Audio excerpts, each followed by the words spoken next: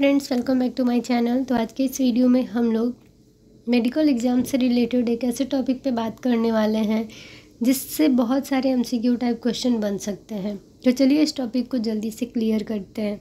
तो सबसे पहले आपने सुना होगा मैक, मिनिमम एल्वियोलर कंसंट्रेशन। तो ये मेनली क्या है, तो इसका वैल्यू होता है, जैसे कि सारे एनेस्थेटिक एजेंट का कुछ ना कुछ मैक वैल्यू होता है।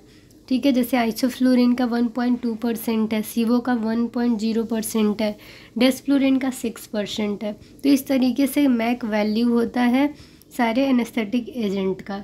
तो मेनली मैक वैल्यू क्या है, तो मैक का मतलब होता है मिनिमम एल्वियोलर कंसंट्रेशन, यानी minimum concentration of an anaesthetic agent that is needed to prevent movement in 50% of patients during surgery, ensure adequate anaesthesia. आसान भाषा में समझें तो पेशेंट को बेहोश करने के लिए और उनकी बेहोशी को मेंटेन करने के लिए जो मिनिमम कंसंट्रेशन है, चाहे वो सीवो का हो, आइसो का हो, डेस्फ्लोरिन का हो, हेलोथेन का हो, क्योंकि ये सारे वेपोराइजर्स हैं, इनहेलेशनल एनेस्थेटिक एजेंट है। तो जो सबसे कम क्वांटिटी मिनिमम कंसंट्रेशन जो है, जिसको देने के बाद पेशेंट बेहोश हो रहा है, उसकी बेहोशी मेंटेन रह रही है, तो वो होता है मैक वैल्यू। ठीक है, मैक एक्सप्रेस किस में किया जाता है, जैसे सबका कुछ ना कुछ यूनिट होता है, तो मेनली ये परसेंटेज में एक्सप्रेस करा जाता है। ठीक है, जितना कम मिनिमम एल्वियोलर कंसंट्रेशन यानी मैक वैल्यू जितना कम होगा उतना ही ज़्यादा एनेस्थेटिक एजेंट पोटेंट होगा। ठीक है, यानी कम है तो यानी जितना कम देंगे उतना जल्दी वो इफ़ेक्ट दिखाएगा। तो कम पे ही तो अच्छा इफ़ेक्ट है, यही सब चाहते हैं। तो जितना कम मैक वैल्यू होगा जिस एनेस्थेटिक एजेंट का, वो उतना ही ज़्यादा सही होगा और उतना ही जल्दी अपना इफ़ेक्ट दिखाएगा। ठीक है, more potent anaesthetic, higher MAC value यानी लेस पोटेंट एनेस्थेटिक। और ये जो मैक होता है वेरी करता है, अलग अलग रहता है, अलग अलग उम्र वाले लोगों के लिए ये अलग अलग रहता है। ठीक है, ये एज पे डिपेंड करेगा, बॉडी टेम्परेचर पे डिपेंड करता है।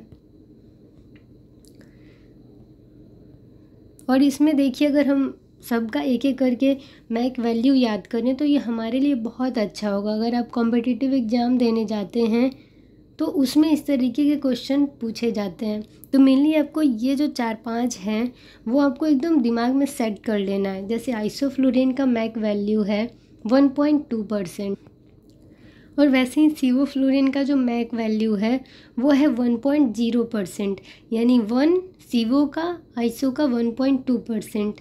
और ऐसे ही डेस्फ्लोरिन का 6% है और नाइट्रस ऑक्साइड का 104% है। कितना, तो 104% है नाइट्रस ऑक्साइड का।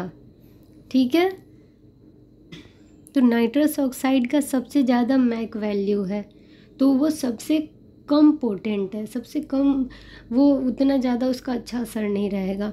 सबसे ज़्यादा कौन अच्छा इफ़ेक्ट दिखाएगा, तो इसमें सीवो दिखाएगा, क्योंकि उसका मैक वैल्यू सबसे कम है। इसीलिए सीवो आजकल के टाइम में बहुत ज़्यादा यूज होता है। सीओ का मैक वैल्यू भी सही है, ज़्यादा वो पोटेंट भी है, और वो जो है उसका स्मेल प्लीजेंट होता है, अच्छा होता है।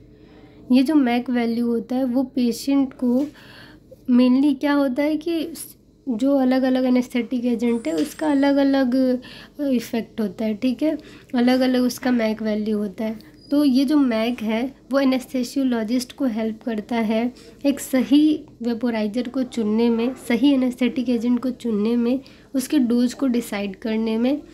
तो ये जो है बहुत ही सही है मैक वैल्यू, और इसे याद करना है आपको। फिर से रिपीट कर ले तो आइसो का 1.2%, सीवो का 1% और डेस्फ्लोरिन का 6% और नाइट्रस ऑक्साइड का 104%।